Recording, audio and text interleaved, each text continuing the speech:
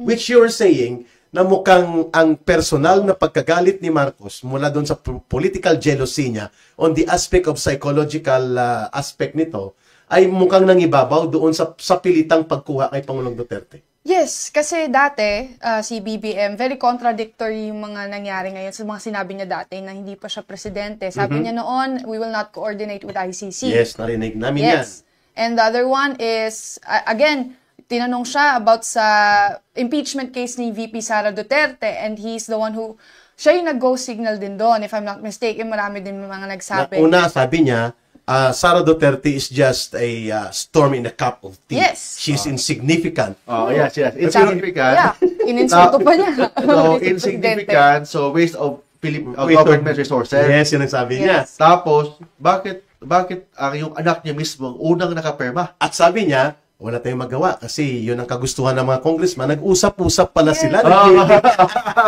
It's impossible na hindi bibigyan signal ng presidente at gagawa ng paraan yung Congress. Dahil dati na rin si Duterte ay pinigilan ng impeachment complaint kay Leni Robredo. Exactly. At alam ito ni Atty. Mark kasi naging bahagi ito ng government for quite a time. At yung mga galit kay Leni Robredo sa kanyang pangiintriga po doon sa United Nations, sa kanyang bloated na mga figures at mga kasinungalingan sa war on drugs data, ay nagbunsod ng pagkagalit ng fellow cabinet officials. At sinasabi mo, Lala, nababalitaan mo noon, na ayaw ni Pangulong Duterte na itulak ang impeachment against kay Leni Robredo sapagkat simple lang, sabi niya, ibinoto ng tao yan. At the same time, democracy.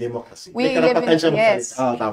Kahit daw, I believe, he is saying na even though she is harping with my opinions as president, but we live in a democratic society. So, kailangan i-exercise and dahil binoto siya ng mga tao. So, nag-stop, hindi siya natuloy. So, ngayon, ang iniisip ko, meron pa ba bang kakayahan magsalita ng totoo ang administrasyon natin? Kasi inconsistent. Yes. At paano kami maniniwala ngayon bilang kabataan sa mga nangyayari? At sinasabi niya, paano kami, wala yung credibility niya sa amin. Dahil, ang dami niyang mga, una sa lahat, yung trust and confidence namin sa kanya. May mga videos na kumalat.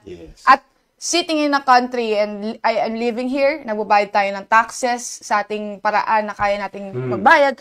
At nakakadismay dahil maraming mga nakikinabang sa pera na yon na hindi naman pala dapat. Kaya sana bilang isang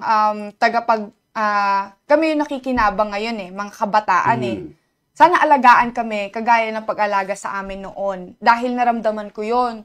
Ngayon nakikita ko kabila-kabila yung mga krimen na nangyayari. Are you worried now? I am very worried. Lalo na sa mga foreign visitors natin. At lalo na yung inyong generation, you're living out the life, yung mga trabaho nyo karamihan panggabi. Mga call centers, mga nasa digital support. At babae ako. At ikaw, babae ka. Magkakaroon ako ng babaeng anak. Paano na, dahil uulitin niya ng next administration kung sino man ang magmamana ng presidency. For sure, kung sinong nasa power ngayon, may karapatan din siyang mamili kung sinong susunod dahil kinulong niya na yung yung political enemy niya. For sure, may plano silang susunod. Kaya kinakabahan ako kung ano yung next plan nila dahil even though I am a law student, I also lost my respect with the Constitution dahil hindi na nasusunod ngayon. Hindi na nare-respeto. Hindi na nare-respeto.